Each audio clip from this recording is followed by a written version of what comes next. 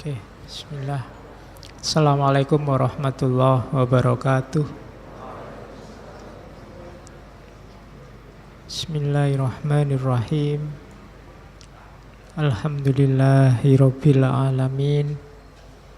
Assalatu wassalamu ala asyrafil anbiya'i wal mursalin. Sayyidina wa maulana Muhammadin wa ala alihi wa ashabihi wa man tabi'ahum bi ihsanin ila yaumiddin. Bismillah. Mari kita lanjutkan ngaji kita, sinau kita, belajar kita setiap malam Kamis. Semoga untuk seterusnya kita bisa istiqomah. Berusahalah dan berdoalah untuk bisa istiqomah. Nggak usah target macam-macam, nggak usah matok tujuan macam-macam. Tujuannya ya belajar. Hasilnya apa, serahkan pada yang di atas. Pokoknya sinau. Paham, nggak paham, yang penting datang. Ya, urusan yang lain pasrahkan pada takdir. Oke. Kita masih ada di sesi Paulo Freire. Sesi pendidikan tokohnya Paulo Freire. Tokoh pendidikan dari Brasil. Jadi tidak cuma memproduksi pemain sepak bola, Brasil juga terkenal dengan Paulo Freire. Yang mengkaji teologi pembebasan pasti kenal tokoh ini. Paulo Freire ini tokoh pendidikan internasional. Di zamannya, nanti kritik-kritiknya terhadap dunia pendidikan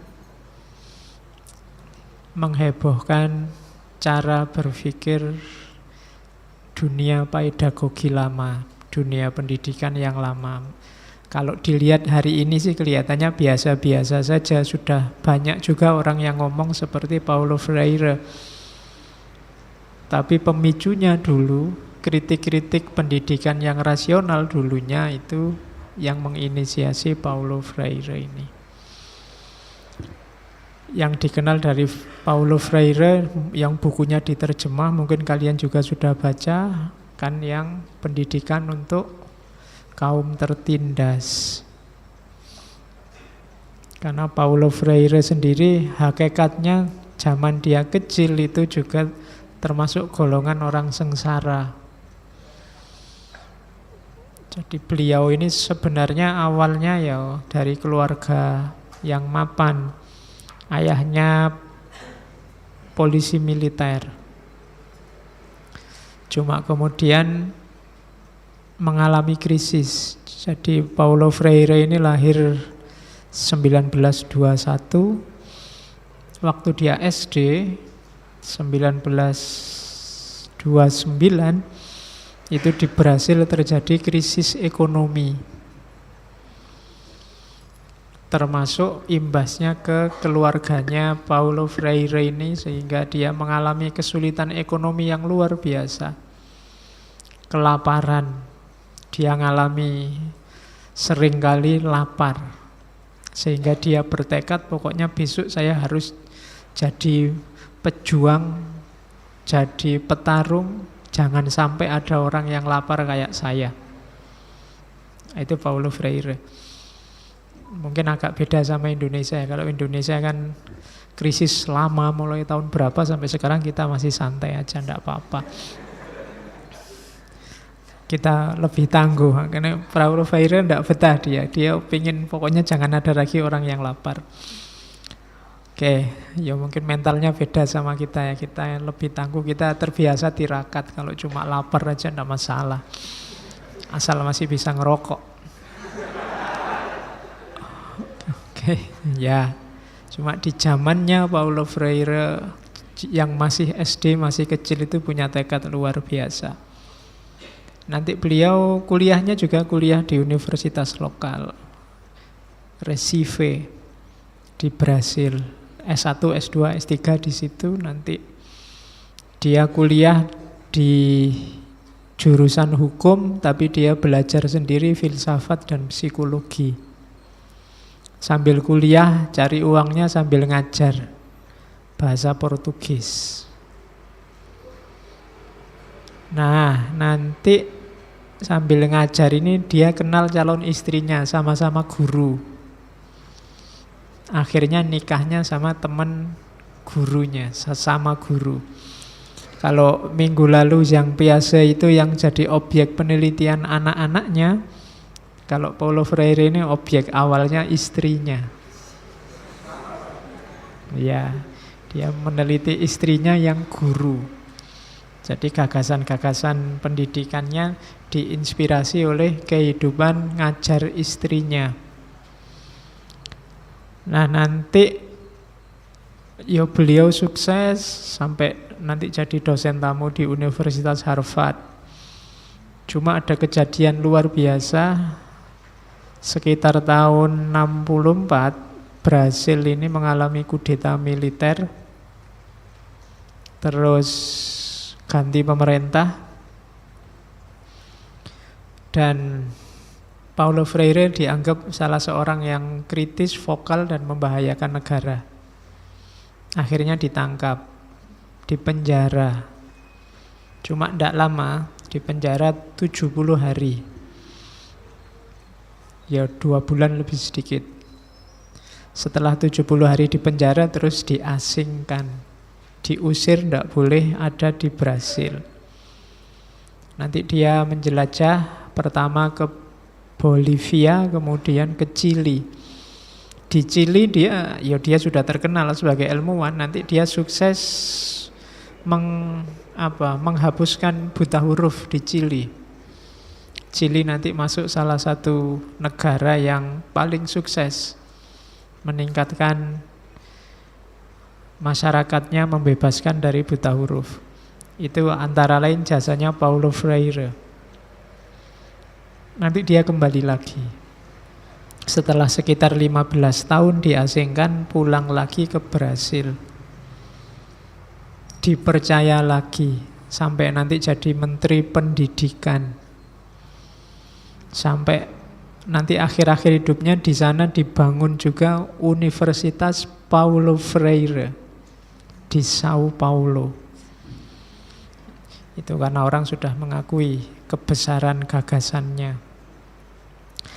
Oke, malam ini kita temui beliau, kita ajak ngobrol sebentar tentang pendidikan.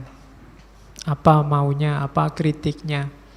Dan tidak usah kaget nanti mungkin termasuk yang kena kritik itu kita yang model ngaji semacam ini. Ya, kamu tidak perlu mangkel. Kritik itu kan enak buat kita sendiri. Kalau buat orang lain nanti hasilnya konflik. Pokoknya ada pelajaran apapun, tunjuk dirimu sendiri. Oke, kalau ada orang marah-marah buang makanan ke laut, mubadir toh. Kita sendiri juga sering mubadir. Kalau dikasih teh saya kadang lebih banyak ndak habisnya daripada habis. Itu kan mubadir. Jadi tunjuk dirimu sendiri aja. Kita sering jelek. Oke. Maka cara berpikirnya harus positif keluar. Kalau untuk ke dalam kritis. Jangan-jangan kita yang salah. Hari ini kebalik. Keluar kritis, ke dalam terlalu positif. Jadinya sombong. Itu yang selama ini terjadi. Menyalah-nyalahkan keluar, membenarkan dirinya sendiri.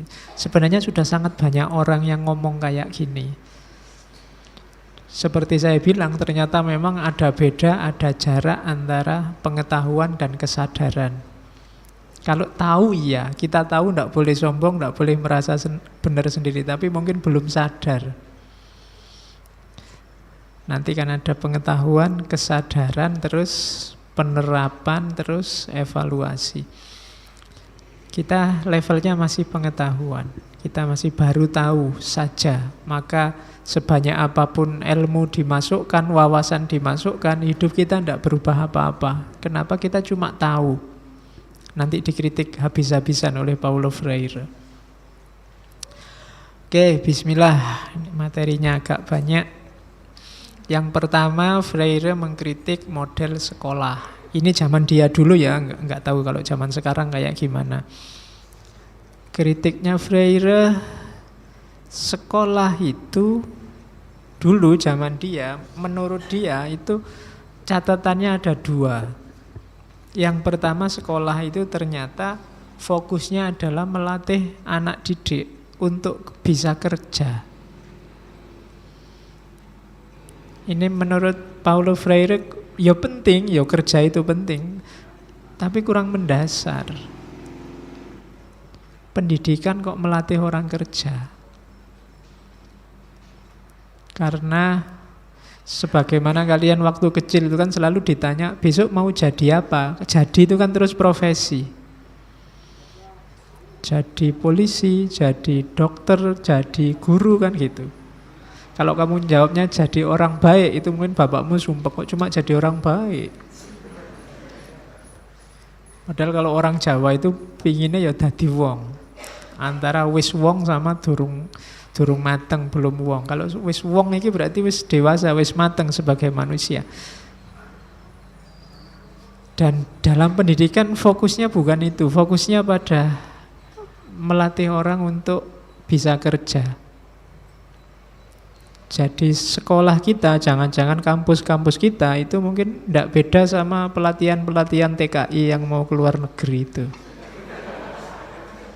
Iya kan, kamu diajari keterampilan untuk bisa kerja. Itu dikritik oleh Freire.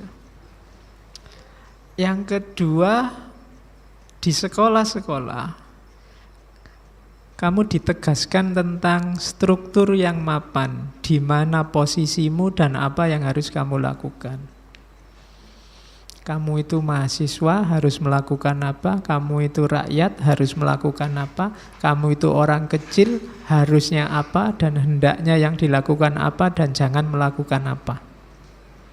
Jadi di sekolah-sekolah kita disadarkan akan status dan diatur harus melakukan apa dan jangan melakukan apa. Isinya sekolah itu, katanya Freire. Di Brasil loh ya zaman itu. Nggak tahu kalau di Indonesia zaman sekarang. Kalian kan sudah nggak mikir kerja lagi. Ya, karena dipikir pun nggak ada jalan keluarnya. Ya. Jadi kritiknya Freire, ada something wrong dalam sistem pendidikan kita di sekolah-sekolah. Orientasinya kerja, sejauh mana pasar membutuhkan kita, seperti itulah kita akan dicetak. Yang kedua, apa yang diinginkan oleh masyarakat kita lakukan, seperti itulah kita diarahkan. Kritiknya Freire, loh kalau pendidikan itu seperti itu, tergantung dengan dunia sosial, di mana fungsi peningkatan kualitas manusia? Di mana fungsi perbaikan hidup dengan pendidikan? Pendidikan itu kan inginnya meningkatkan kualitas manusia. Kalau hanya mencetak pekerja, mencetak mental yang manut saja dengan situasi yang selama ini berjalan, fungsi pemberdayaan, fungsi emansipasi, fungsi perbaikan hidup individual maupun sosial jadinya tidak jalan. Dengan gaya semacam ini, kalau struktur masyarakatnya menindas, ada gap antara orang kuat dan orang lemah, ya selamanya yang lemah jadi lemah, yang kuat tetap kuat. Kamu tadi diajari jadi rakyat, berarti sampai besok kamu rakyat. Yang pemimpin di atas, ya dia di atas terus. Kenapa? Karena pelajarannya begitu. Kalau mereka kan bukan rakyat, makanya mereka butuh merakyat. Mereka yang, kalau kalian sebenarnya tidak butuh merakyat. Kalau kamu ngangkring itu tidak usah bilang, wah saya ngangkring aja Pak merakyat. Loh kamu sudah rakyat kok. kamu sudah rakyat, tidak perlu merakyat lagi. Mereka yang di atas yang butuh merakyat. Kamu tidak usah gaya bilang merakyat, wong kamu itu rakyat. Jadi, pendidikan yang melanggengkan ini, yang menurut Freire, ngapain pakai pendidikan kalau cuma melanggengkan status, melanggengkan struktur yang sudah ada. Bukannya pendidikan itu meningkatkan kualitas hidup, membuat kita jadi semakin baik secara individual maupun sosial. Nah, itu kritiknya Freire yang pertama. Yang kedua, dia mengkritik pendidikan di dunia berkembang, mungkin khususnya termasuk Indonesia juga yang mantan negeri jajahan, itu dulunya kan sistemnya diinisiasi oleh para penjajah, para kolonial. Gayanya juga gaya kolonial. Padahal penjajah itu dulu menjalankan pendidikan di daerah jajahan untuk kepentingan mereka, kebutuhan mereka. Jadi sekolah-sekolah itu merefleksikan kepentingan penjajah, bukan kepentingan yang dijajah. Jadi pelajarannya juga pelajaran yang mengunggulkan penjajah, menegaskan status inferiornya yang dijajah. Ya kayak di Indonesia ini kan, dulu ada banyak sekolah-sekolah bikinan penjajah. Tujuannya apa penjajah bikin sekolah-sekolah itu? Biar dia dapat tenaga terdidik yang murah. Mereka kan butuh menjalankan pemerintahannya, menjalankan sistem yang dirancang, menjalankan program-programnya. Sementara SDM mereka mungkin tidak cukup, kurang. Butuh bantuan SDM lokal. Cuma SDM lokalnya kalau nggak dididik nanti malah menyusahkan. Maka dibikinlah sistem pendidikan yang untuk memenuhi kebutuhan mereka. Ya kalau di Indonesia Belanda ya nanti melahirkan pegawai-pegawai Belanda, pekerja-pekerja yang terampil tapi bisa dibayar murah, menguntungkan penjajah. Dan pendidikan gaya jajahan ini kelihatannya sampai hari ini masih kita jalankan. Buktinya apa? Sekarang hampir semua mentalitas yang kuliah, mentalitas sarjana-sarjana kita itu mentalitas PNS. Tuh iya kan? Zaman Belanda dididik jadi pegawai pemerintah saat itu, pegawai Belanda. Jadi sekolah itu biar jadi pegawainya Belanda. Sekarang kan pegawainya pemerintah itu namanya PNS. Lowongannya satu yang daftar 4.000. Semuanya ingin jadi PNS. Ini jadi mentalitas pendidikan gaya kolonial. Kamu pengen jadi PNS kabeh. Jadi menunjukkan bahwa kamu tidak bisa mikir ada alternatif kerja yang lain selain jadi pegawai. Dan itu dulu sebenarnya warisan-warisan pendidikan kolonial. Oke, nah, colonized people are directed, they do not direct themselves. Orang-orang yang dijajah itu diarahkan. Mereka tidak bisa mengarahkan diri mereka sendiri. Cirinya gampang, teriak-teriak minta kebebasan, begitu dikasih kebebasan bingung mau ngapain. Akhirnya kacau sendiri. Ya kan? Dulu ada loh fase yang kita kacau tidak karu-karuan ketika reformasi. Sukses kamu menggulingkan pemerintahan. Bebas sekarang. Cuma setelah bebas mau apa? Terus bingung. Kenapa? Terbiasa diarahkan. Tidak bisa mengarahkan dirinya sendiri. Terbiasa diatur. Kayak saya kalau di kelas, oke nulis makalahnya bebas. Berapa halaman Pak? Wong dikongkon bebas ndak tanya halaman. Loh kalau tanya halaman kan berarti diatur. Berapa spasi Pak? boleh. Lah itu namanya sama aja, nanti diatur lagi sampai detail. Wong sudah dibilangin bebas. Tapi kamu masih tanya, kenapa mentalmu terbiasa diarahkan? Dan itu warisan pendidikan gaya kolonial. Sejak kecil. Mungkin sejak SD kamu memang terbiasa diarahkan. Nyari petunjuk yang jelas, baru mau jalan. Kalau petunjuknya belum jelas, nunggu.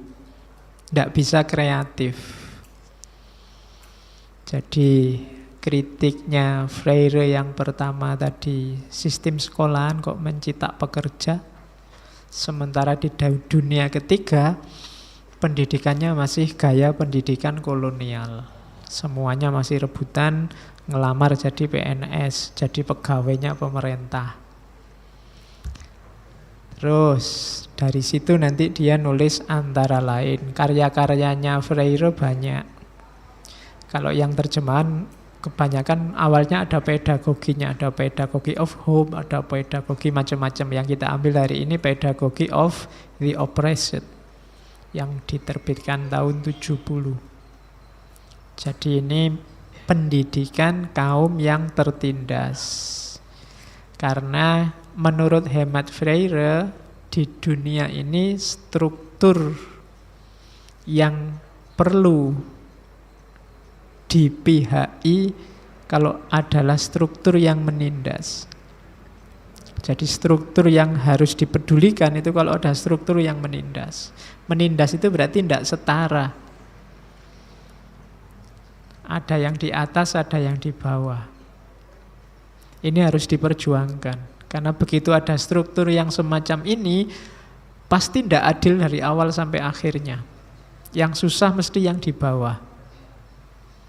Nanti kamu yang di bawah dihibur-hibur, tenang aja, dunia ini berputar, kadang di atas, kadang di bawah. Tapi biasanya yang atas tidak mau muter ke bawah. Akhirnya mereka beli rem yang agak pakem, jadi kamu yang di bawah terus. Diatur segala strategi biar kalian tetap di bawah. Maka yang bawah harus berjuang naik, jangan nunggu muter ke atas. Sekarang kan kalian mungkin sering, alah tenang aja, roda berputar, tunggu aja nanti kalau saya di atas. Loh kalau kamu nunggu ndak ke atas, kamu harus naik ke atas. Dalam pedagogy of the oppressed, katanya Freire, perjuangkan kesetaraan dalam pendidikan. Kalau tidak kalian akan terpinggirkan terus. Nanti yang pinter, yang kaya, sekolahnya canggih, bayarnya mahal, dia tambah pinter.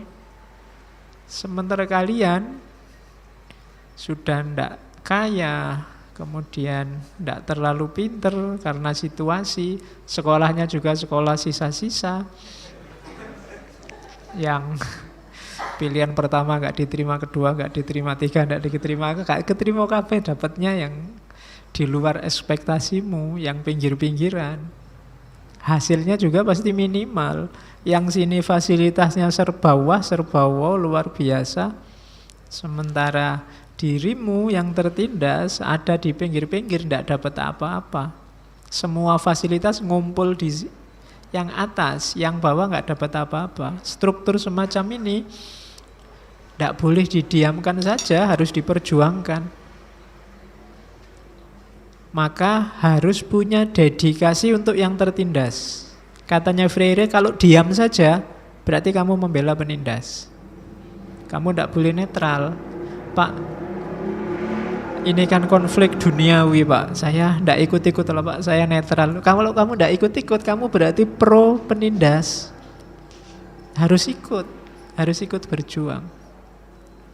Nah itu, ini nanti di teologi pembebasannya Freire. Jadi yang kedua itu, jadi perjuangan untuk kesetaraan dalam pendidikan.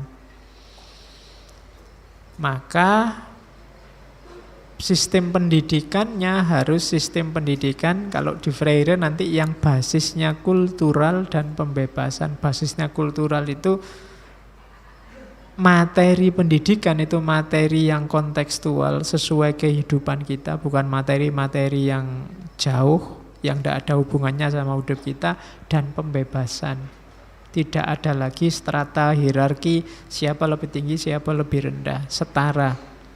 Kemudian isu banking education nanti kita bahas di belakang. Pendidikan yang kayak bank, dan yang ketiga proyek penyadaran, conscientization. Nanti kita bahas di belakang. Jadi malam ini kita fokus kedua, banking education dan pembentukan kesadaran. Dari buku pedagogi orang-orang yang tertindas. Oke, katanya Freire, transformasi pendidikan tidak akan terjadi kalau tidak ada transformasi sosial. Tapi transformasi sosial ini membutuhkan pendidikan. Kenapa sih tadi ada orang kelas atas, ada orang kelas bawah? Struktur sosial. Berarti tidak boleh dibiarkan, harus diubah. Untuk memulai perubahan itu kita butuh pendidikan. Jadi butuh orang-orang terdidik.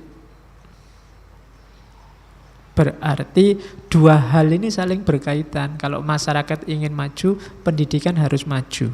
Kalau pendidikan ingin maju, masyarakatnya harus maju. Berarti satu-satunya jalan harus maju bareng. Tidak boleh saling nunggu.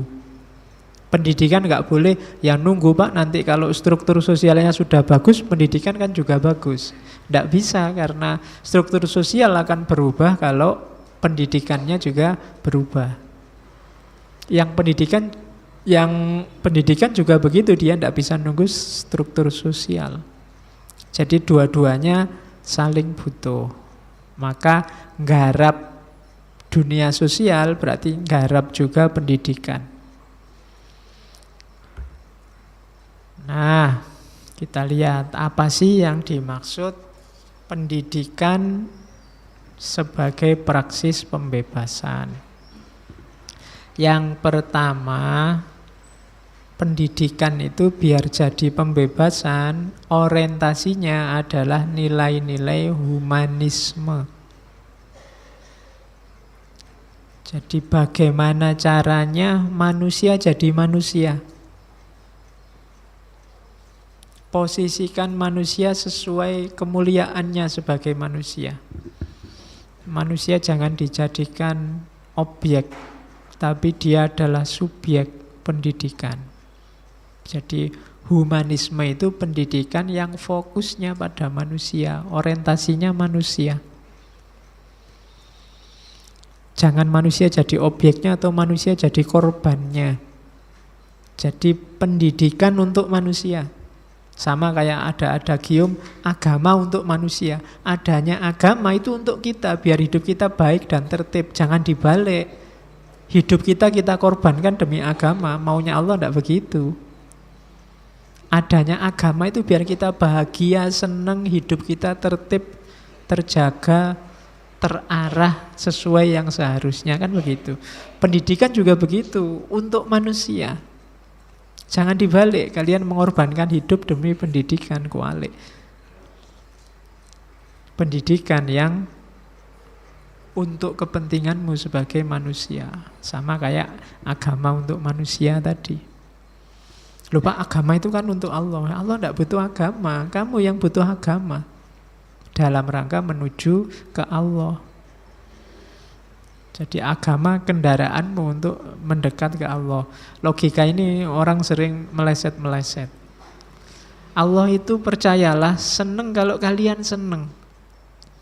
Kalau hidupmu sumpek sengsara, Allah juga sumpek. Ini orang dikasih macam-macam kok masih sumpek aja hidupnya. Kayak kalian kalau punya, mungkin besok ya kalian yang nikah, punya anak, punya adik, punya saudara, terus kalian kasih apa, kalian beri apa, dan seneng dia. Wah, seneng aku dibeliin, manfaat buatku. Itu kan kamu yang ngasih juga seneng. Tapi kalau kamu dikasih, diem aja, merengut terus, sumpek. Itu yang ngasih juga sumpek. Makanya la in syakartum la azidannakum, itu kalau kamu seneng, bersyukur, berterima kasih, yang ngasih juga seneng, besok ditambahin, dikasih lagi. Kalau kamu diam saja, tambah merengut, tambah mengeluh tiap hari. Yang ngasih sebel.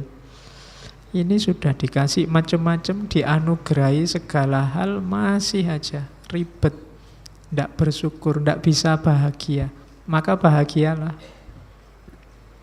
Jalannya banyak, fasilitasnya banyak. Oke, kembali ke pendidikan tadi. Berarti pendidikan yang membebaskan itu yang pertama pendidikan yang manusiawi. Pendidikan untuk manusia. Untuk kita bisa jadi manusia yang benar-benar manusia. Jebakannya banyak untuk jadi manusia itu. Karena lapis-lapis kesadaran kita kan banyak. Ada yang terjebak rutinitas, formalitas, hasrat, hawa nafsu, macam-macam. Sehingga nilai kemanusiaannya yang luhur tidak keluar. Maka orientasikan pendidikan untuk membentuk manusia. Yang kedua, orientasikan pendidikan untuk menyadarkan orang dari kondisinya yang tidak ideal. Jadi kalau ciri yang pertama yang manusiawi, ciri yang kedua menyadarkan. Jadi pendidikan yang membuat orang sadar situasinya. Jangan kayak tadi, krisis enggak apa-apa, yang penting masih bisa ketawa kita. Enggak, sadari situasimu bahwa kamu ini tertindas. Kalau dalam Islam kan unsur akhoka dzaliman au madzluman. Situasi ketertindasan ini harus kamu bebaskan, apapun resikonya, apapun situasinya. Karena ini situasi yang enggak ideal. Kalau agama ya ini situasi yang enggak islami. Jadi yang manusiawi, yang membebaskan dan menyadarkan. Sadarilah banyak situasi penindasan demi penindasan. Nanti penjelasannya banyak. Contoh penindasan itu apa? Yang ketiga, belajar itu usahakan nyambung dengan duniamu. Kalau bahasanya Freire, investigasi kenyataan. Materi-materi yang kamu pelajari itu materi-materi hidupmu. Jangan terlalu jauh. Kadang-kadang untuk kepentingan kerja tadi, yang kamu pelajari di ruang kelas, di sekolah-sekolah, di kampus-kampus, itu tidak nyambung sama sekali dengan hidupmu sehari-hari. Kelas itu rasanya kayak dunia yang asing, sementara kos-kosanmu itu dunia yang lain juga.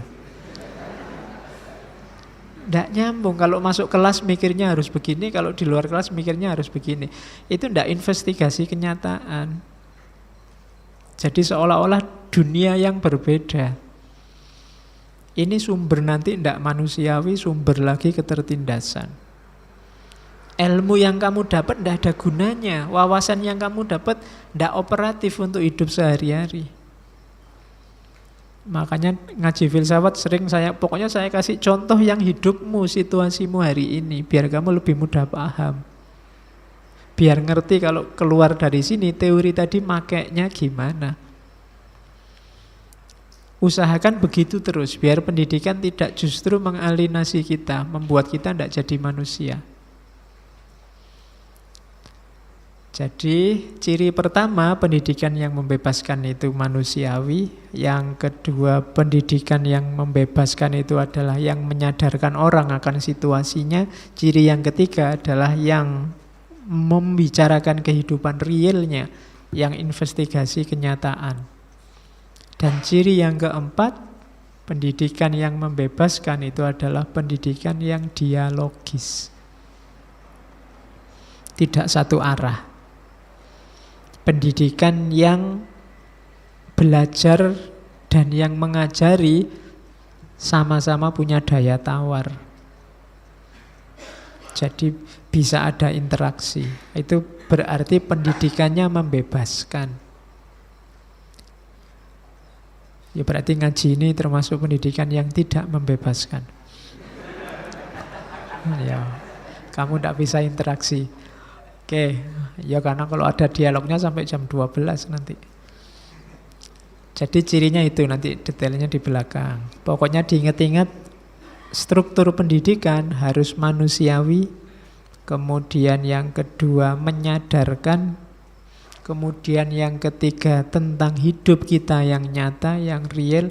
Dan yang keempat dialogis. Inilah nanti praksisnya pendidikan yang membebaskan. Silahkan diterjemahkan untuk situasimu masing-masing.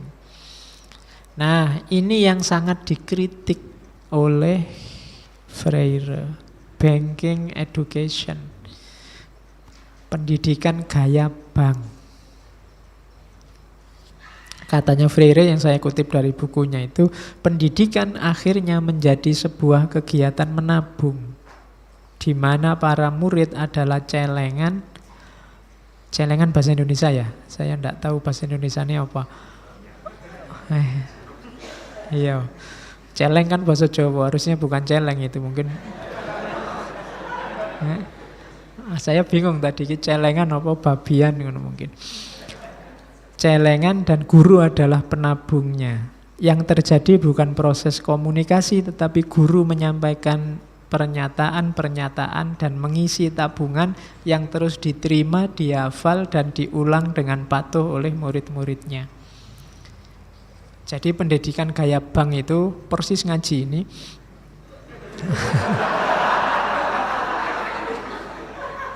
Saya datang, terus kamu tak kasih, kayak aku masukin celengan itu lumayan, nyimpen pengetahuan 1, 2, 3. Terus kamu hafalkan, kemana-mana kamu ulang lagi yang saya omongkan. Ini namanya banking education. Nah, saya nggak perlu nyari ilustrasi, contohnya ya ini aja. Ya cuma semoga tidak dalam arti meskipun kita minim interaksi, tapi kalian tidak cuma mengulang yang saya omongkan. Kalau kalian cuma ngulang yang saya omongkan, ya berarti memang benar kita banking education. Harus diolah, harus kritis. Kontekstualkan dengan hidupmu. Semua materi-materi filsafat yang setiap seminggu sekali kita kaji. Jangan cuma dihafalkan. Mungkin ada yang kamu pakai, ada yang kamu buang, ada yang kamu adaptasi, ada yang kamu kompromikan. Nah, itu berarti tidak banking education. Banking education itu cuma kamu telan, ya persis celengan. Nanti saya ngasih, kamu kumpul, saya ngasih, kamu kumpul, saya ngasih, kamu kumpul. Nanti pada saatnya kalau celengannya dipecah, kamu lumayan dapat banyak kan gitu. Tidak begitu. Jadi kalau kamu sekolah kan juga begitu. Kalau sekolah hanya celengan, berarti ketika kamu dapat ijazah itu kayak orang mecah celengan. Ya kan? Transkripmu itu kan celenganmu selama kamu kuliah 4 tahun atau 7 tahun. Ya. Jadi setiap hari dosennya ngasih koin, itu namanya banking education. Nah, praktek pendidikan hanya dipahami sebatas sarana pewarisan ilmu. Sebatas itu maksudnya bukan berarti mewariskan ilmu itu salah, tapi kalau hanya mewariskan ilmu saja, fungsi pendidikannya kurang. Jadi pendidikan harus peduli juga dengan proses pendewasaan pemikiran, peduli juga dengan kritik sosial, sehingga masyarakatnya semakin baik seiring dengan orang yang belajar ini semakin baik. Kalau hanya memperhatikan pewarisan ilmu saja, ya rasanya cuma koleksi pengetahuan, tidak ada manfaatnya. Buahnya pengetahuan itu kalau kamu jadi semakin baik, masyarakat semakin baik, cara berpikirnya semakin dewasa. Ini harus diperhatikan, karena kalau tidak kita ada di ranah banking education. Dalam konsep pendidikan gaya bank, pengetahuan merupakan sebuah anugerah yang dihibahkan oleh mereka yang menganggap diri berpengetahuan kepada mereka yang dianggap tidak memiliki pengetahuan apa-apa. Jadi logikanya kayak logika transfer lewat ATM, kamu tak kasih, alhamdulillah terima kasih Pak dikasih pengetahuan kan gitu. Itu namanya banking education. Cirinya ini, banking education itu. Kalau ada gejala ini, terus tidak ada tambahannya apa-apa, alamat kamu sedang menjalani banking education. Ya, Guru ngajar, murid belajar. Titik itu aja. Nggak ada, padahal itu bisa dilanjutkan ya. Murid kadang-kadang juga ngajar, guru ambil pelajaran dari murid atau gurunya juga belajar. Jadi bisa dibolak-balik. Tapi kalau mandek hanya guru ngajar, murid belajar, pasti banking education. Kamu nganggap guru tahu segalanya, murid mesti nggak ngerti apa-apa. Nah, ini pasti gejala. Nanti akan terjadi banking education. Gurunya yang mikir, muridnya yang ngantuk. Sama itu gejala banking education. Guru ngomong, murid mendengarkan. Nah, itu juga gejala education. Yuk, kamu nggak usah bantah. Berarti kalau guru ngomong, kita juga ngomong ya Pak. Iya, tapi gantian, jangan bareng. Murid juga maksudnya boleh berkesempatan ngomong. Guru ngatur, murid diatur. Kalau ada logika ini berarti nanti gejalanya pasti ke sana. Guru meleh dan memaksakan pilihan, murid hanya boleh nurut. Guru bertindak, murid hanya boleh meniru saja apa yang dilakukan gurunya. Guru yang milih apa yang harus diajarkan, murid harus menyesuaikan diri. Guru mengedepankan wewenang ilmu pengetahuan dengan profesionalismenya, dan murid tidak bebas untuk bantah. Guru adalah subjek dan murid adalah objek. Yang terakhir itu kuncinya. Kalau kamu hanya objek saja, segalanya ditentukan oleh gurumu, itulah cirinya pendidikan gaya bank. Oke, lupa kalau di sufi-sufi itu, di tasawuf itu kan memang harus manut 100% sama gurunya. Loh, enggak, ini bukan berarti terus kamu enggak manut sama gurumu. Tapi kamu juga harus punya pribadi sendiri, punya pendirian sendiri. Yang dalam sistem pendidikan itu dimungkinkan kamu saling berinteraksi, saling dialog dengan gurumu. Bahwa nanti dalam dialog itu gurumu lebih punya wawasan, mungkin dia lebih luas, tidak masalah. Saling belajar. Biar tidak jadi pendidikan gaya bank. Bukan berarti terus Pak, kalau gitu saya nggak niru guru saya nggak boleh patuh sama guru, tidak ada hubungannya sama yang itu. Hubungannya sama kemandirianmu berpikir itu loh. Jadi biar tidak terjatuh ke bahwa kamu pasif luar biasa dan gurumu kamu paksa untuk aktif luar biasa. Tidak harus begitu. Zaman saya kuliah dulu ada dosen yang kalau masuk kelas mahasiswanya diskusi, setelah diskusi sudah. Ini juga tidak bijaksana. Gurunya nggak ngasih apa-apa, cuma salam di awal dan salam di akhir. Ya, dialog. Ya nanti kan kalau mahasiswanya tanya, Pak ini tadi kita diskusi gini-gini, ya memang begitu persoalannya, gitu dong. Jadi tidak nambah apa-apa. Ini juga tidak bijaksana. Ya sama saling-saling. Pak tentang isu ini saya punya pendapat begini, kalau Bapak gimana? Kalau saya begini. Ada dialog. Bahwa nanti menang gurunya ya tidak masalah. Ya gurunya lebih pinter kan ya wajar. Cuma ada proses interaksi biar tidak pendidikan gaya bank. Nah itu kritiknya Freire. Katanya Freire, ya teacher is of course an artist. Guru ya pastilah dia seorang seniman. Artis bukan artis itu ya di TV-TV, maksudnya seniman. Tetapi menjadi seniman, karena ada seninya ngajar itu, tidak berarti dia bisa membentuk, bisa menciptakan profil bentuk murid-muridnya. Jadi guru itu tidak kayak tukang pahat terus yang bikin patung, dan patungnya dalam muridnya, tidak bisa begitu. Tetapi what educator does, apa yang dilakukan seorang pendidik dalam mengajar adalah membuat kemungkinan, menjadikan mungkin the student become themselves, agar murid-murid ini jadi dirinya sendiri. Kalau bahasa sekarang, agar potensi yang dimiliki murid ini bisa bangkit semua, keluar semua. Bukan dibentuk.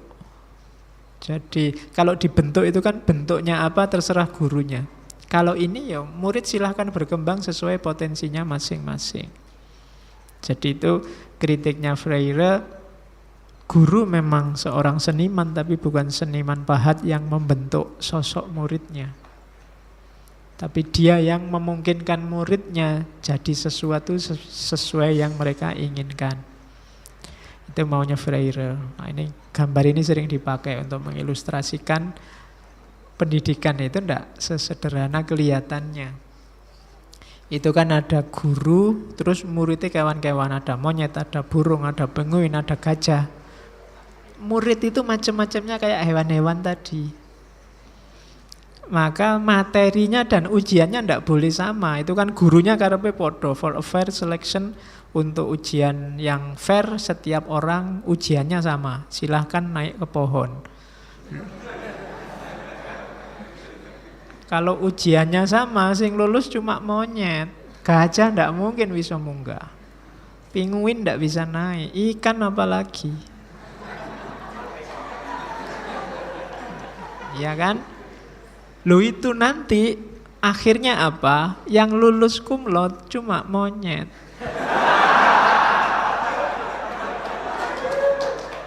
Iya, karena ujiannya naik pohon.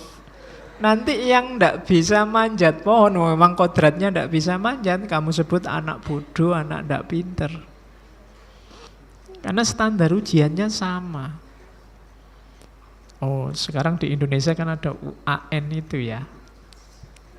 Ujiannya podo kabeh se-Indonesia. Nah, itu mungkin teori ini bisa pakai refleksi, dipakai untuk mengkritisi apa ya harus begitu. Jadi, tidakkah misalnya lulus satu pelajaran saja itu menunjukkan bahwa dia bakatnya di situ, berarti ya dia lulus di ujian itu misalnya. Karena ya murid itu semacam itu, ada monyetnya, ada gajahnya, ada.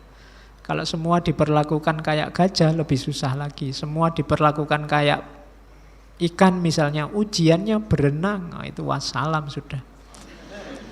Ya kan? Gajah langsung ambles mesti. Susah dia berenang.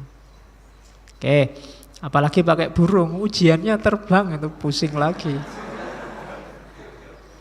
Jadi kritiknya Freire ya, guru yang sukses, dosen yang sukses itu yang membangkitkan kemampuan potensi murid-muridnya sampai tahap maksimal. Bukan yang membentuk muridnya sesuai keinginan gurunya atau sesuai keinginan dosennya. Besok kalau di antara kalian ada guru, ada dosen, diingat-ingat teori ini. Makanya saya sering bilang ya, anak bodoh itu tidak ada. Setiap anak pinter di passionnya masing-masing, bakatnya dia masing-masing. Hanya belum ketemu saja mungkin, atau dia malas untuk menjelajahi passion dan bakatnya. Saking putus asa nih, Pak, bakat saya itu nongkrong, Pak. Ya bukan itu pasti. Bakat saya begadang, Pak, bukan itu. Kamu belum ketemu, coba dicari lagi. Bakatmu apa? Oke, jadi itu tadi untuk menjelaskan biar kita tidak jatuh pada banking education. Karena dikasih pengetahuan apa itu kan sesuai bidangnya masing-masing. Kalau sudah kuliah mungkin agak lumayan, sudah menjurus sesuai program studinya, jurusannya masing-masing. Tapi yang sekolah ini kan yang seragam. Oke, dilanjutkan lagi. Oleh karena itu, untuk mengatasi banking education tadi perlu solusi. Solusinya apa? Problem posing education. Pendidikan, kalau bahasa Indonesia, pendidikan hadap masalah. Pendidikan hadap masalah itu kayak tadi. Pendidikan itu harus dekat dengan hidupmu, kenyataanmu sehari-hari. Kalau misalnya hidupmu di desa, mayoritasnya bertani, ya diperkuat pendidikan pertanian. Nggak harus ikut tren global tentang apa, itu nggak nyambung nanti. Kamu belajar globalisasi, nanti pulang sama bapakmu, ayo macul misalnya. Juga kelihatan jauh kan. Cari aspek-aspek globalisasi, kalau memang harus globalisasi, yang nyambung sama hidupmu sebagai seorang petani. Kalau kamu pedagang, ayo gumuli realitas pendidikan dengan materi, dengan pendekatan, dengan metodologi yang berhubungan dengan perdagangan. Itu namanya pendidikan hadap masalah. Karena kalau tidak begini nanti kamu tidak bisa menjawab problem-problem real di masyarakat. Hari ini banyak orang waktu ditanya, gimana menurut Bapak tentang dunia mahasiswa? Padahal kalian mahasiswa, jawabmu, itu bukan bidang saya. Lu harusnya bidangmu, kamu mahasiswa ditanya tentang kemahasiswaan, tidak bisa. Menurut sampean gimana situasi Indonesia hari ini? Enggak tahu Pak, itu urusannya orang-orang atas itu. Loh, kamu orang Indonesia harusnya ngerti.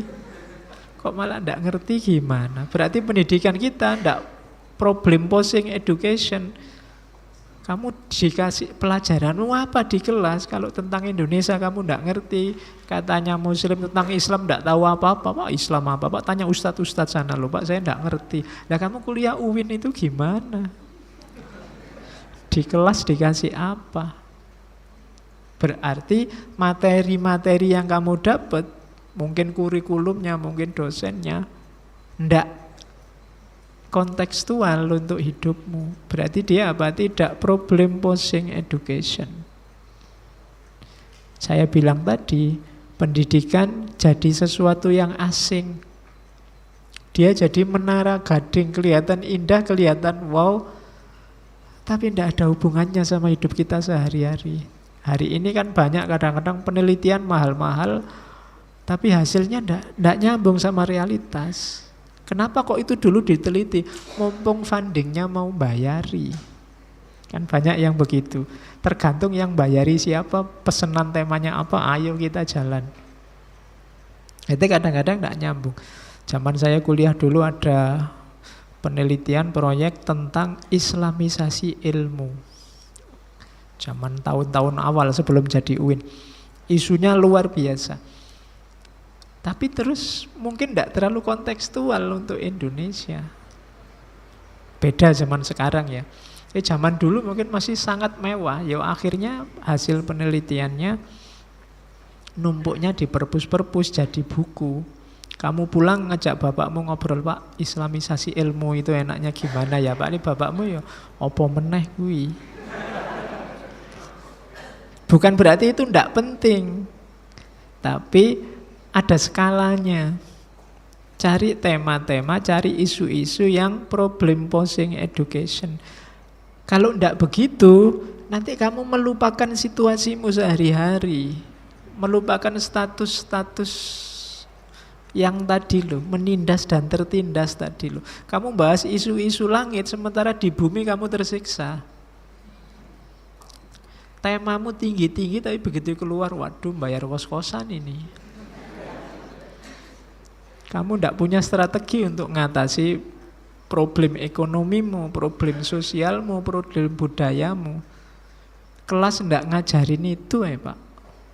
Yang di kelas temanya tema perpustakaan semua. Berarti apa? Kita tidak problem posing education. Pendidikan kita tidak hadap masalah, tapi di luar masalah. Bayangkan ya, berapa banyak skripsi, berapa banyak tesis, berapa banyak disertasi. Kalau semuanya punya kontribusi terhadap kehidupan sosial masyarakat, itu Indonesia sudah jaya luar biasa. Harusnya. Loh ya kan, bayangkan ribuan, mungkin ratusan ribu skripsi tiap semester.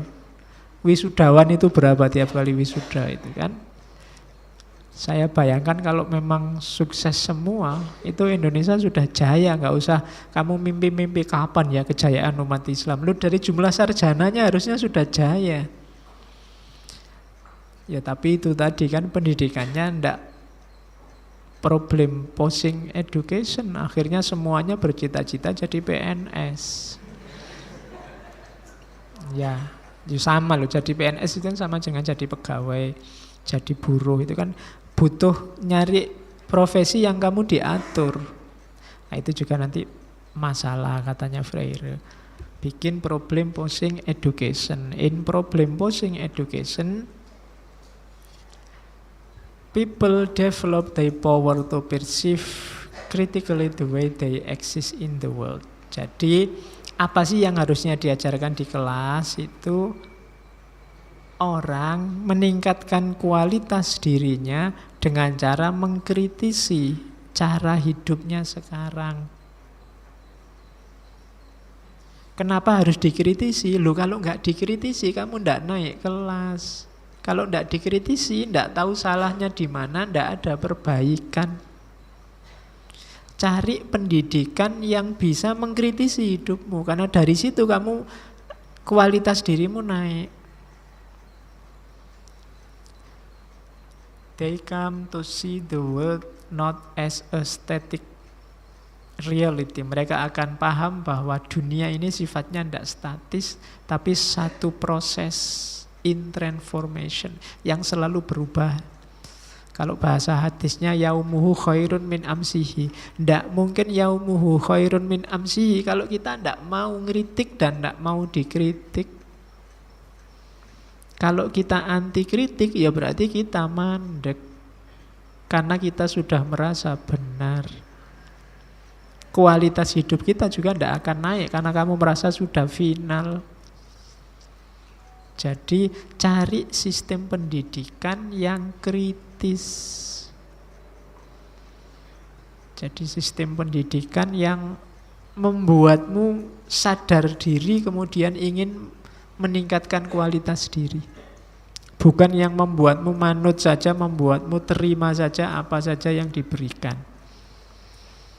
Jadi problem posing education tadi, pendidikan harus terlibat dalam hidup kita. Cara terlibatnya dengan cara mengkritisi. Biar nanti terus dirumuskan yang lebih baik bagaimana. Oke. Nah, halangannya apa? Ideal tadi. Tadi karena ada masalah banking education, ditawarkan model pendidikan kritis, pendidikan hadap masalah. Cuma ini tidak akan jalan ketika ada penindas dan tertindas. Ketika ada penindas dan tertindas, yang terjadi apa? Kalau bahasanya Freire, kebudayaan bisu. Kebudayaan bisu itu apa?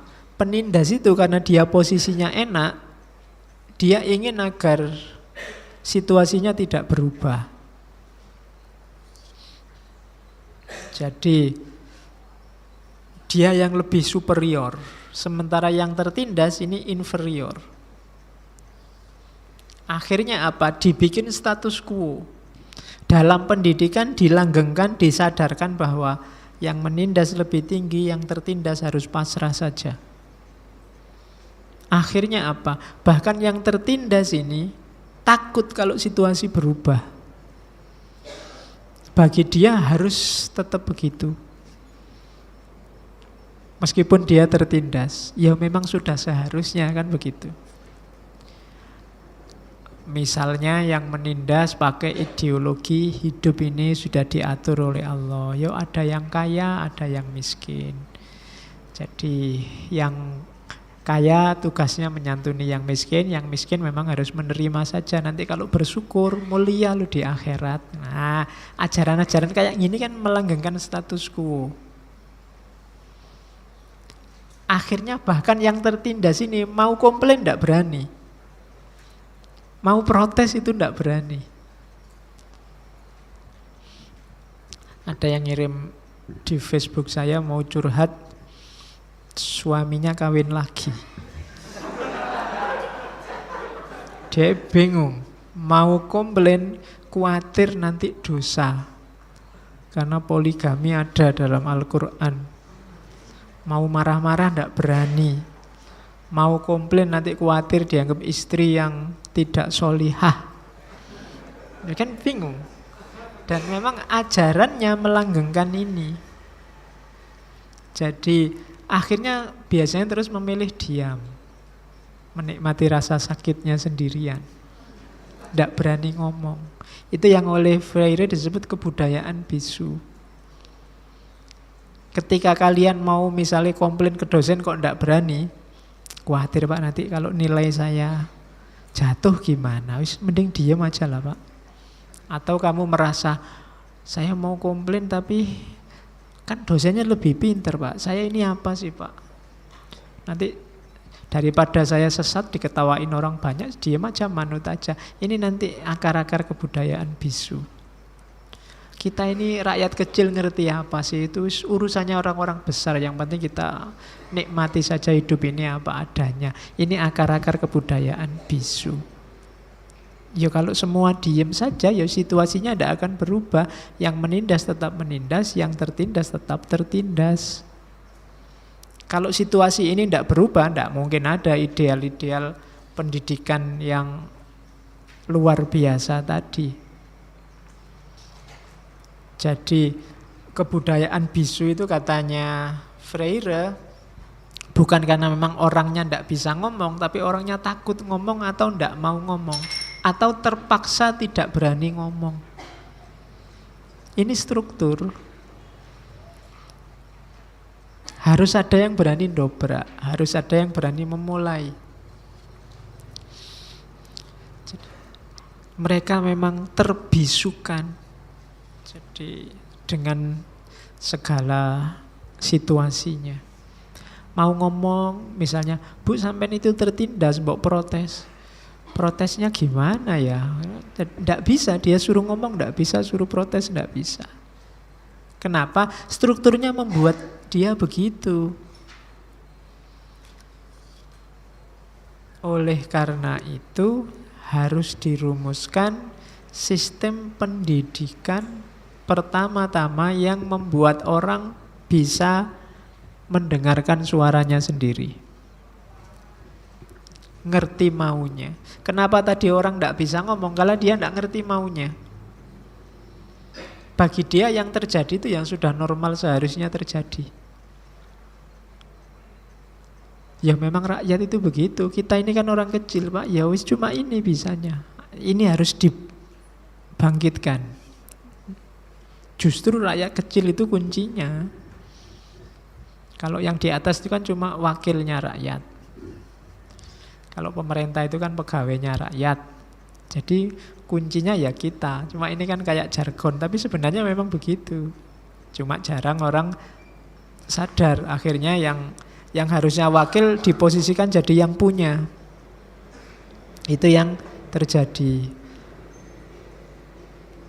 Yang terjadi ini pada akhirnya, it's only the oppressed who by freeing themselves can free their oppressor. Jadi ayo yang mazlum membebaskan diri. Yang bisu tadi bersuara.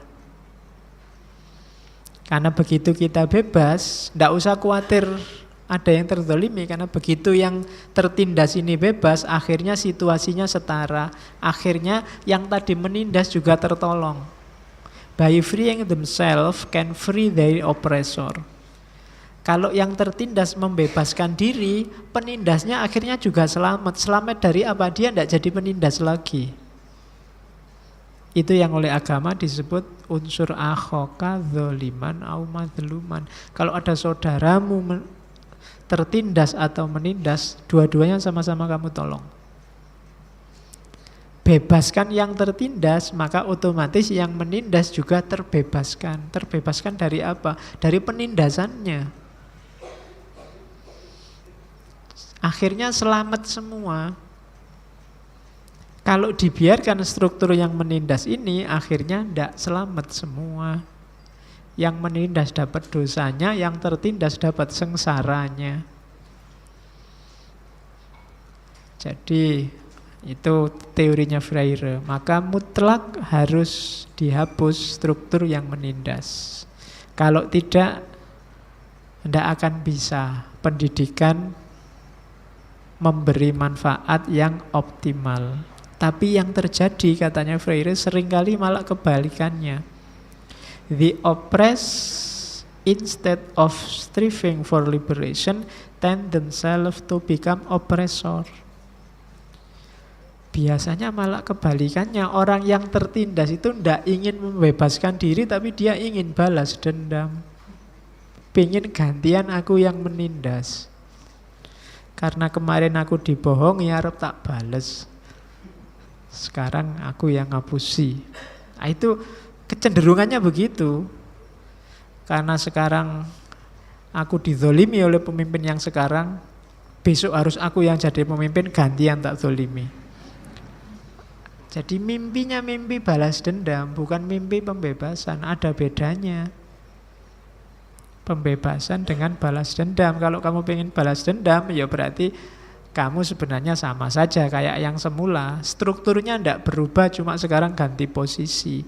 Masalahnya bukan di orangnya ini, masalahnya di strukturnya. Struktur yang menindas ini yang harus diganti. Jadikan penindasan itu jadi kesetaraan. Oke, sekarang kita lihat caranya bagaimana. Dimulailah nanti proyek besarnya yang kedua. Setelah banking education ngomong tentang conscientization. Proyek penyadaran. Ya. Atau conscientizasau, ini bahasa Portugisnya. Atau bahasa Inggrisnya consciousness raising dan critical consciousness. Jadi membangkitkan kesadaran atau bangkitnya kesadaran dan critical consciousness. Critical consciousness itu kesadaran kritis. Nanti katanya Freire ada 3 level kesadaran yang utama. Yang pertama kesadaran magis. Yang kedua nanti ada kesadaran naif. Yang ketiga ada kesadaran kritis. Ada prakesadaran. Nanti prakesadaran disebut kesadaran intransitif. Kesadaran intransitif itu sebenarnya prakesadaran magis. Kalau di kesadaran intransitif itu ya sebenarnya orangnya belum sadar. Yang dipikir masih kebutuhan materi. Yang penting bisa makan, yang penting bisa punya rumah, yang penting bisa. Kalau ini masih belum sadar sebenarnya. Harus disadarkan dulu. Ya meskipun nanti ada level-levelnya kesadaran itu. Jangan sampai kita ada di level paling bawah. Kalau kalian hari ini misinya, misi hidupmu hanya, Pak saya tidak mikir macam-macam, yang penting setelah lulus kerja, setelah kerja kawin, setelah itu punya anak, beres Pak, wis tidak neko-neko. Itu kalian belum sadar berarti. Mikirnya hanya yang itu. Hidupmu hanya jadi mesin pemenuh kebutuhan fisik. Itu kan fisik semua. Kamu itu tertindas, enggak apa-apa Pak, saya tertindas, yang penting anak saya besok jangan. Terus anakmu besok juga gitu, saya sengsara juga enggak apa-apa. Yang penting anakku jangan. Lu semua nunggu anaknya yang bahagia, akhirnya tertindas semua sampai cucu dan cicitnya. Kamu harus berjuang, sadari posisimu. Jangan hanya menuntut terpenuhinya kebutuhan fisik. Kalau sekedar terpenuhi kebutuhan fisik, nanti kamu mudah diperalat orang. Tujuanmu rebutan ngelamar PNS itu kan kebanyakan masa depan fisik, kebutuhan fisiknya. Ya ndak salah, cuma masih kurang banyak. Masih kurang banyak. Itu targetmu jangan cuma itu. Ya daftar ndak apa-apa, cuma kalau hanya target materi ya. Apalagi karena takut besok miskin, itu kamu sedang melecehkan Tuhan. Nah ya, kamu berarti tidak percaya kalau di luar perjuanganmu masih banyak jalan. Nah, yang materi tadi naik kelas sedikit ya. Naik kelas kesadaran lebih tinggi sedikit, namanya kesadaran magis. Ini juga masih belum. Kesadaran magis itu kesadaran apa? Biasanya pakai argumen alamiah. Yo sudah takdirnya Tuhan Pak, hidup kita ini. Saya ditakdirkan jadi orang miskin, berarti saya ujian bagi orang kaya. Mereka harus ngasih sumbangan ke saya. Misalnya, itu argumen-argumen kalau bahasanya Freire, mitos inferioritas alamiah. Punya pandangan bahwa setiap orang sudah ada takdirnya masing-masing. Cirinya fatalistik. Ini yang membuat orang terus bisu. Tidak mungkin ada protes, tidak mungkin ada kritik, apalagi pemberontakan terhadap situasi yang menindas. Namanya kesadaran magis. Ya sudahlah, memang takdirnya begitu, mau diapakan lagi. Ya sudahlah, maunya Allah begitu, mau apa lagi. Nah, jadi kesadaran ini kesadaran yang fatalistik. Katanya Freire, mereka mengetahui bahwa mereka melakukan sesuatu, tapi yang tidak diketahui adalah tindakan untuk mengubah. Mereka ini kayak robot. Biasanya begitu ya begitu Pak. Sudah alaminya begitu ya, kayak tadi kita ini orang kecil, kita ini tidak tahu apa-apa. Sikap fatalis inilah nanti yang dimakan oleh para penindas. Dibiarkan orang tidak sadar terus, biar aja tidak apa-apa. Apalagi kalau kita masih kesadaran intransitif tadi yang sebelumnya, pokoknya dikasih makan, kalau nuntut gajinya dinaikkan dikit tidak apa-apa. Yang penting mereka enggak. Jadi kesadarannya masih kesadaran magis terus dimanfaatkan oleh para penindas. Sehingga mereka tidak berkembang. Jadi yang pertama kesadaran ini. Tapi ini sudah naik kelas sedikit dibandingkan yang hanya ngurusi yang fisik-fisik, yang perut dan lain sebagainya tadi. Dia sudah sadar, cuma kesadarannya kesadaran fatalistik. Kesadaran semuanya Tuhan. Kalau kamu gagal ya memang Tuhan menghendaki saya gagal. Kalau kamu tidak lulus-lulus ya takdirnya Allah begitu, kan kita harus ridho Pak. Kalau kamu tidak, apalagi segala rencanamu gagal terus kamu pasrah saja, ya Allah memang menghendaki saya gagal Pak. Tidak apa-apa. Disuruh berjuang tidak mau, ngapain berjuang capek-capek. Kalau takdirnya Allah kita sukses ya sukses. Nah ini kesadarannya masih kesadaran magis. Jadi kesadaran level paling bawah, tidak akan ada perubahan. Kalau kesadaran kita masih kesadaran magis. Banyak orang tanya ke saya, lupa tapi hidup itu kan memang semua ditentukan oleh Allah. Ya, kalau melihatnya dari sisi Allah. Kalau melihatnya dari sisi manusia ya kita ini disuruh berusaha. Kalau dari sisi Allah modenya memang Jabariyah, Allah tahu semua, merancang semua. Cuma kan pengetahuannya Allah, rancangannya Allah, yang tahu hanya Allah. Kita tidak tahu. Untuk posisi kita disuruh berusaha, disuruh ikhtiar. Saya sering mengilustrasikan antara sunnatullah sama kudratullah. Secara sunnatullah ini yang harus kita pedomani. Hidup ada rumusnya, kalau kamu malas ya gagal. Kalau kamu diam saja ya situasi tidak berubah. Ini kan sunnatullah. Pedoman kita harus ini. Bahwa Allah punya rancangan, ya pasti. Tapi kan kita tidak tahu rancangannya. Tugas kita berjuang semaksimal mungkin. Hasilnya apa, baru itu urusannya Allah.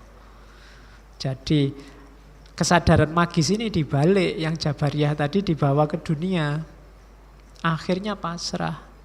Alah Pak, kalau jodoh nanti ya datang sendiri. Kalau kamu diam aja ya tidak datang. Harus dikejar, harus dicari, diusahakan. Naik kelas sedikit ada kesadaran naif. Kesadaran naif ini sudah tidak kayak fatalistik tadi. Sudah paham ada masalah. Sudah sadar bahwa situasinya menindas. Cuma mereka pengetahuannya masih belum memadai. Situasinya belum memungkinkan mereka untuk berjuang secara mandiri. Akhirnya apa? akhirnya mereka tidak berjuang. Yang dilakukan apa? Menceritakan masa lalu, memperdebatkan persoalan, apalagi yang di situ, berpolemik, emosi yang maju. Itu kan sekarang banyak. Kenapa misalnya kasus Islam kok secara ilmiah kita kalah sama Barat? Terus kita jawabnya, tenang aja, dulu kita sudah jaya di abad tengah. Lah ya abad tengah. Sekarang kan kita kalah. Kesadaran semacam ini namanya kesadaran naif. Kalau ngerti kalah, yo ayo kita berjuang biar besok bisa jaya. Tapi kan kebalik, kamu lihat ke masa lalu. Ya akhirnya tidak berjuang, kamu cuma membanggakan masa lalu. Atau seneng debat. Debat terus, ono apa-apa debat. Hal paling kecil sampai paling besar diperdebatkan, tapi tidak ada actionnya. Semua masalah di sekeliling dibahas, mulai Al-Fatihah lah, mulai apa. Kok seneng debat gitu loh. Tidak produktif. Lakukan segala hal itu kan yang maslahat, manfaat, barokah. Debat kalau menurut Freire beda sama dialog. Kalau dialog itu produktif. Ada hal baru ditemukan untuk meningkatkan kualitas hidup. Kalau debat itu cuma nyari menang kalah. Jadi yang kalah terus gengsinya lebih tinggi. Yang menang gengsinya lebih tinggi, yang kalah gengsinya jatuh. Jadi kesadaran ini namanya kesadaran naif. Sadar ada persoalan, tapi dia sendiri tidak bisa menyelesaikan persoalan, akhirnya lari ke hal-hal yang lain. Yang tidak signifikan. Ini namanya orang naif. Gitu loh. Saya tidak lulus sampai semester 14, tidak apa-apa Pak, yang penting punya pacar cakep. Ya kan? Problemnya tidak lulus, tapi terus karena dia lemah di situ terus ganti fokus urusannya pacar. Itu namanya kesadaran naif. Itulah. Jadi yang kedua ini sudah naik kelas sedikit. Kalau yang pertama sadar ada masalah tapi pasrah saja. Terus yang kedua ini sadar ada masalah tapi merasa tidak bisa menyelesaikan terus menggeser fokus. Namanya orang yang naif. Kadang-kadang kalau ada masalah dia nyari kambing hitam. Menimpakan masalah pada individu-individu. Gara-gara dia ini. Gara-gara orang itu ngomong gini, sekarang bencana datang. Yang disalahkan individu-individu. Yang diomongkan tidak solutif. Jadi dia sadar ada masalah, tapi yang dilakukan kadang-kadang malah nambah masalah baru. Ini kesadaran naif. Berhadapan dengan orang kayak gini bikin capek. Masalahnya tidak selesai, sekarang nambah masalah baru. Ini namanya orang di level kesadaran naif. Yang diinginkan oleh Paulo Freire yang ketiga ini loh. Kesadaran kritis. Sadar ada masalah, mampu mencari solusi dan mau memperjuangkannya. Jadi levelnya sebenarnya 4. Tahu ada masalah, terus sadar. Saya bilang tadi tahu sama sadar kan level ini. Tidak selalu orang yang tahu itu terus sadar. Jadi terus bisa mencari solusi. Bisa mencari solusi itu dia dengan potensinya, dengan kapasitasnya dia mampu ini kalau ada masalah gini, kemungkinan ini, kemungkinan itu. Terus mau dialog. Tidak menang-menangan sendiri dan akhirnya mau berjuang. Orang yang semacam ini berarti sudah naik ke level kesadaran kritis. Syaratnya 2, yang pertama menegaskan diri untuk tidak mau ditelan oleh sistem yang menindas, kemudian berusaha untuk ganti sistem yang menindas dengan sistem yang lebih adil. Orang yang semacam ini berarti punya kesadaran kritis. Tidak manut saja dengan situasi-situasi yang terjadi. Jadi kalau yang pertama tadi pasrah saja terhadap masalah, kalau yang kedua tadi menggeser fokus, mencari kambing hitam, namanya orang naif, kadang malah nambah masalah baru. Kalau yang ketiga ini kesadaran kritis. Tahu ada masalah, mau membahas, mau dialog, mau merundingkan, terus menemukan solusi, terus mau aksi. Kalau yang naif tadi levelnya berhenti pada dialog debat. Kalau waktunya rapat semangatnya luar biasa, waktunya kerja hilang semua. Nah, itu belum masuk kesadaran kritis, masih kesadaran naif. Jadi untuk tadi mengatasi problem penindasan yang menghalangi terwujudnya pendidikan yang kritis, bangunan kesadarannya harus naik level. Dari tidak sadar sama sekali naik ke kesadaran magis, dari kesadaran magis naik ke kesadaran naif, dari kesadaran naif naik ke kesadaran kritis. Kalau sudah nyampe di kesadaran kritis, orang akan mau berjuang untuk meruntuhkan sistem yang menindas tadi. Semakin banyak orang punya kesadaran kritis, ya semakin masif gerakannya, semakin mungkin perjuangannya sukses untuk mengubah sistem sosial yang menindas. Jadi caranya begini, tidak hanya debat diskusi, tapi ada kesadarannya, ya ada diskusinya, tapi ada keputusan yang dibuat dan ada tindakan yang dijalankan.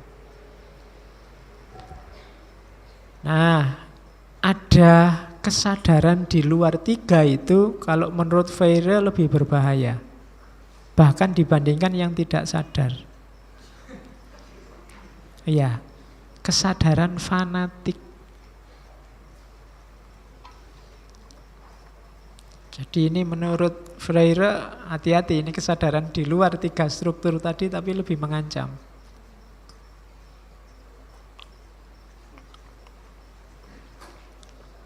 Kesadaran fanatik ini ada di antara kesadaran naif dan kesadaran kritis. Orangnya ngerti ada masalah, ada problem, cuma tidak nyari solusi. Dia ngerti ada sistem yang menindas, tapi tidak cari jalan keluar. Apa yang dia lakukan?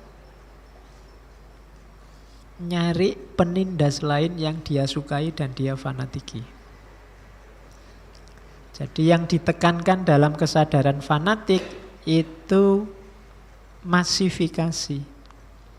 Nyari suara sebanyak mungkin agar tokoh yang dia fanatiki sekarang ada di atas.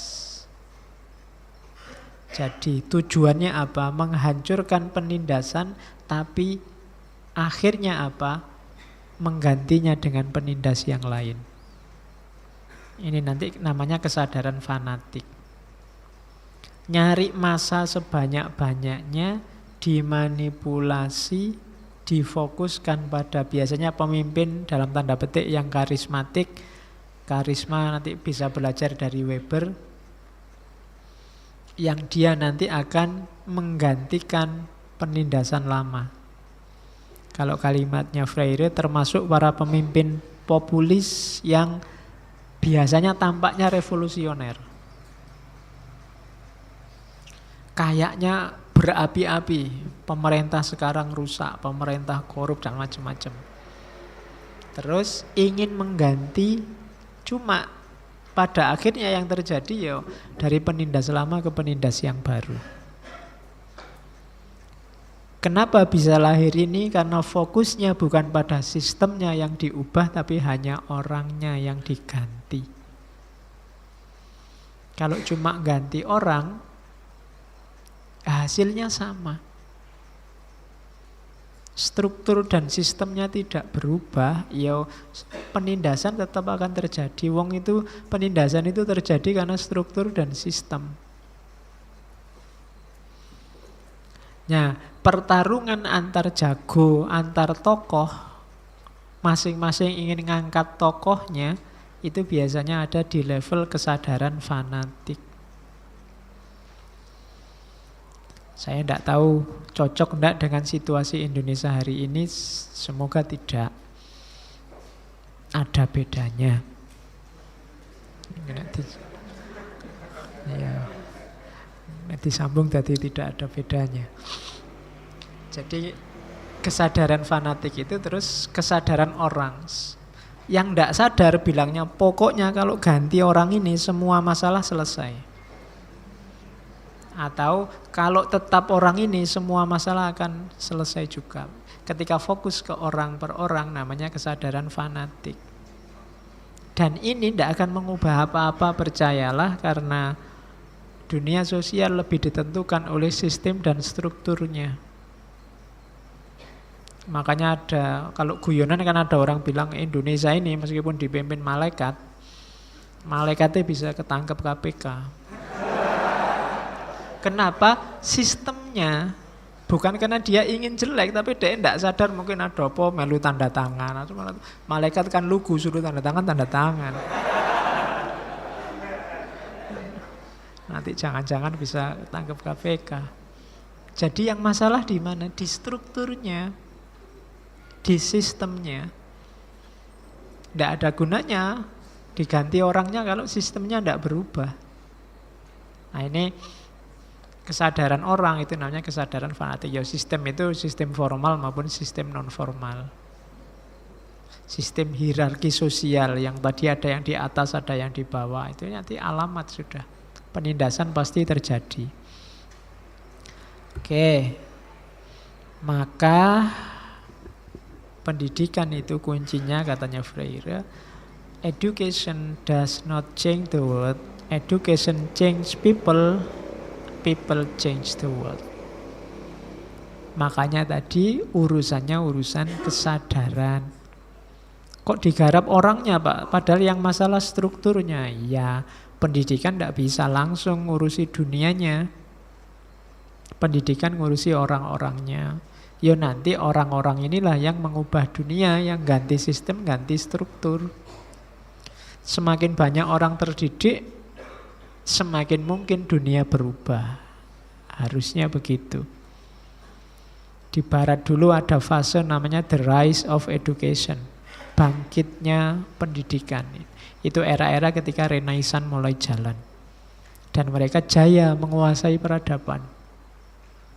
Sampai hari ini. Setelah sebelumnya Islam juga mengalami the rise of education di era Abbasiyah dengan Baitul Hikmahnya, dengan kajian-kajiannya termasuk dengan filsafatnya. Jadi itu yang berubah apanya orangnya. Manusialah yang mewarnai dunia. Jadi kita kan sering bilang pendidikan mengubah dunia. Enggak, pendidikan mengubah orang dan orang mengubah dunia. Fokusnya ke orangnya. Cuma sebelum segalanya harus pakai ini. Without a sense of identity, there can be no real struggle. Tanpa adanya pemahaman terhadap siapa aku, siapa kita, tidak akan ada perjuangan yang sejati. Kamu memperjuangkan apa kalau kamu tidak kenal siapa dirimu? Tadi di depan dibilang pendidikan itu harus real, ngomong hidupmu, memperjuangkan statusmu yang sejati. Tapi kalau identitasmu sendiri kamu bingung, siapa dirimu, posisimu apa, porsimu bagaimana, statusmu yang asli apa, ya kalau kamu berjuang nanti tidak jelas memperjuangkan apa, ingin mewujudkan apa. Maka semuanya harus diawali dari sense of identity. Di sini filsafatnya main. Mengenali diri, ternyata kuncinya dari awal ada di sini. Kenapa orang tidak sadar? Karena orang tidak kenal siapa dirinya. Kenali siapa dirimu yang sejati, bukan dirimu yang palsu, yang dimanipulasi, yang ditindas. Dari situ akan lahir perjuangan. Without a sense of identity, there can be no real struggle. Terus, nah selanjutnya ini teori-teorinya, pendukungnya. Dari quotes, education does not make us educable. It is our awareness of being unfinished that makes us educable. Jadi pendidikan tidak membuat kita jadi masyarakat terdidik. Tapi yang disebut masyarakat terdidik itu adalah kesadaran kita bahwa kita ini masih belum apa saja, belum pinter, belum paham, belum selesai. Rasa belum ini menunjukkan bahwa kita sebenarnya orang yang terdidik, sadar diri. Banyak orang yang tidak sadar diri merasa dirinya sudah ngerti, sudah paham. Itu alamat dia belum terdidik. Orang terdidik itu rasanya kok belum, ya saya paham dikit ya Pak, tapi masih banyak yang saya belum paham. Ini cirinya orang terdidik. Biasanya orang yang sadar kayak gini terus tidak terlalu banyak omong, tidak terlalu banyak debat, tidak terlalu banyak yang jelek-jelek. Pokoknya dia ingin agar yang tidak selesai itu diselesaikan, yang unfinished dibikin finish. Jadi jadilah orang yang merasa unfinished, merasa belum. Sampean yakin Muslim? Insya Allah berusaha untuk jadi Muslim. Kata-kata berusaha itu menunjukkan bahwa aku sadar bahwa aku belum 100%, belum sejati. Masih banyak yang kurang, masih banyak yang belum paham. Yakin mahasiswa, ya berusaha jadi mahasiswa yang baik. Yakin unfinished, yakin bahwa aku belum. Keyakinan bahwa aku belum itu menunjukkan bahwa masih banyak hal yang harus kita perbaiki. Tidak ada manusia yang sempurna. Jangan mengklaim kesempurnaan. Karena begitu kamu mengklaim dirimu sudah finish, sudah sempurna, kamu mandek. Tidak educable lagi. Kayak gelas berarti sudah penuh. Kalau sudah penuh tidak bisa diisi apa-apa lagi. Atau sebenarnya belum penuh tapi sudah kamu tutup. Kayak gelas ini mungkin masih bisa diisi, tapi karena sudah kamu tutup, ya sudah, tidak mungkin tambah lagi. Apalagi dikurangi lagi.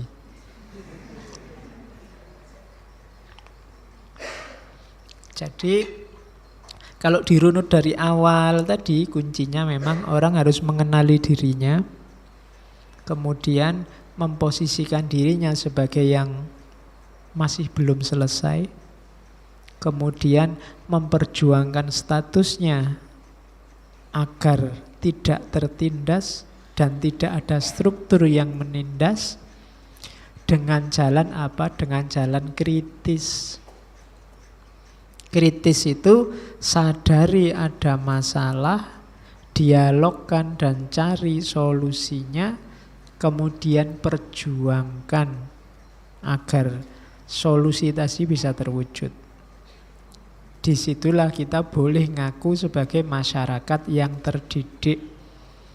Kalau hanya baca buku, kalau hanya posting status di Facebook dan di WA, masih belum. Masih sangat banyak yang harus dilakukan. Di Indonesia hari ini sebagian besar masih di level debat dan diskusi. Makanya apa-apa perbaikannya lama, diskusinya lama. Satu isu itu bisa 2-3 minggu. Tergantung ada isu susulan apa enggak. Kalau ada isu susulan biasanya ganti. Tapi kalau enggak ada, didawak-dawak terus lewat TV lah, lewat media, lewat itu. Kita enggak ada capeknya bahas isu. Kalau enggak ada isu nanti nyari-nyari isu, nyari foto-foto lama yang sekiranya bisa dibahas sekarang. Ya kan? Makanya kapan Indonesia jaya, kapan Indonesia bangkit. Kalau yang kecil-kecil tidak penting kita bahas semua. Kan tidak harus semua jadi tukang kampanye kan. Bahwa kamu mendukung A, mendukung B, monggo. Tapi kan sudah mereka punya tim kampanye sendiri, kamu tidak usah ikut jadi tukang kampanye. Kerjakan yang lebih esensial, lebih penting. Banyak hal besar yang tertunda karena terlalu lama kampanyenya. Jadi tugas kita hari ini itu PR besar kita di segala bidang, ya termasuk sepak bola, termasuk pendidikan, termasuk politik, termasuk mungkin ekonomi, termasuk sosial. Jadi jadilah orang-orang yang terdidik dengan ciri tadi. Terus, nah ini nasihatnya Freire. Education must begin with the solution of the teacher-student contradiction by reconciling the poles of the contradiction so that both are simultaneously teachers and student.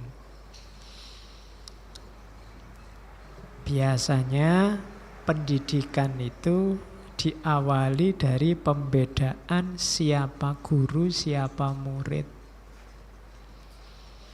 Untuk melakukan kritisisme, reformasi, boleh kita mengkritisi pengkutupan guru dan murid itu dengan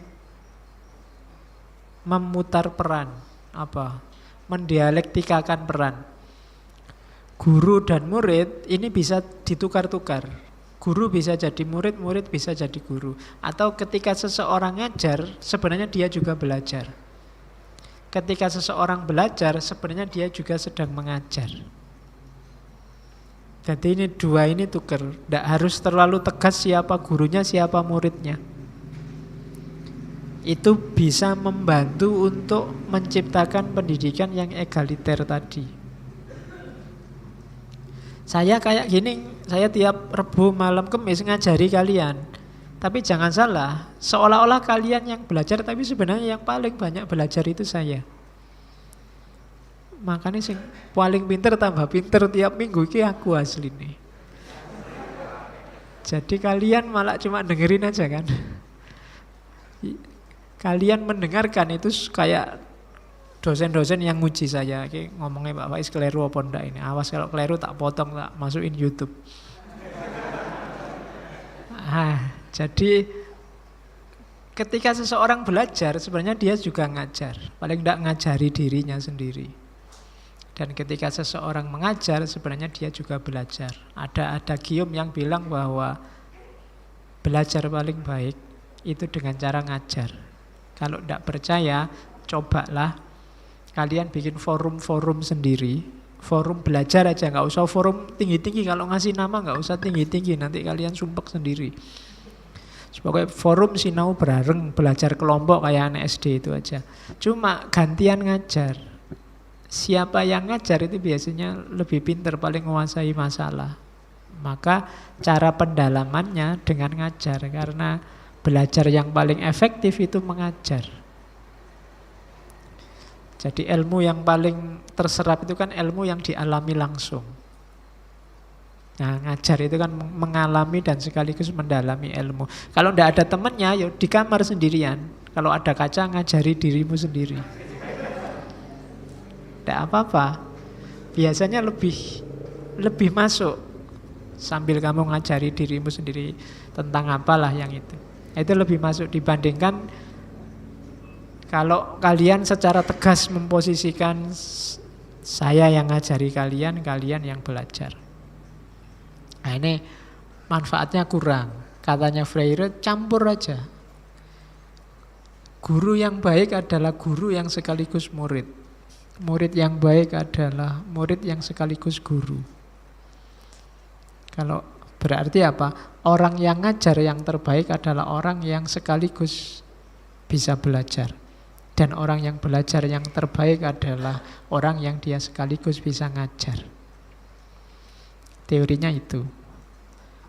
Dan teori terakhir dari Freire adalah tentang bahwa sebenarnya education is love. Ini kepotong. Pendidikan itu cinta. And love is courage. Dan cinta adalah keberanian. Jadi pendidikan adalah cinta, dan karena cinta adalah keberanian, maka pendidikan harus menjadi sesuatu yang berani. Berani mengubah masyarakat. Kenapa ada pendidikan? Karena ada cinta. Manusia mencintai dirinya, mencintai lingkungannya, mencintai perkembangan sosial di sekelilingnya. Dan cirinya cinta itu berani. Jangan salah kalau ada yang menyatakan jatuh cinta atau bilang cinta tapi penakut. Penakut dalam hubungannya dengan cintanya tadi, itu biasanya belum cinta yang beneran. Kalau sudah cinta itu nekatnya luar biasa. Berani dia, disuruh ngapain aja boleh, asal demi cinta. Biasanya tidur sore jam 8, disuruh apel jam 10 juga bisa. Cinta, kuat dan berani. Nah, pendidikan itu begitu. Jadi, education is love and love is courage. Dan cinta itu keberanian. Maka berarti apa? Pendidikan harusnya berani. Jadi, pendidikan itu kan kesannya lembut, mewadahi. Enggak, katanya Freire, dia juga harus berani. Kalau ada yang enggak beres, ya dia berani nantang. Tidak cuma menjelaskan realitas, tapi juga mengubah realitas. Maka sering saya bilang, termasuk ngaji filsafat ini, jangan sampai jadi education banking yang hanya menjelaskan realitas, kalian mengoleksi pengetahuan buat apa? Saya rekamannya lengkap loh Pak, sampai hampir 200, buat apa? Ngebak-ngebaki komputermu. Ya terkecuali kamu besok jadi dosen, itu dipakai bahan ngajar, tidak masalah. Tapi yang lebih manfaat adalah seperti tadi, kontekskan itu untuk hidupmu, ambil manfaatnya. Ghazali kan mengkritik orang-orang yang nyari ilmu yang mubadir. Ilmu yang mubadir itu ya ilmu yang tidak ada manfaatnya.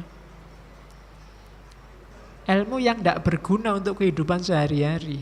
Ilmu yang mungkin mentoknya hanya di kelas. Itu namanya ilmu yang mubadir. Jadi, dan ini berlawanan dengan hakikatnya ilmu. Kemuliaan ilmu itu ketika dia dipraktekkan, dijalankan. Maka pendidikan harus emansipatif, pendidikan harus meningkatkan kualitas dirimu dan menyumbangkan maslahat untuk kehidupan sosial. Kalau tidak, harus direformasi.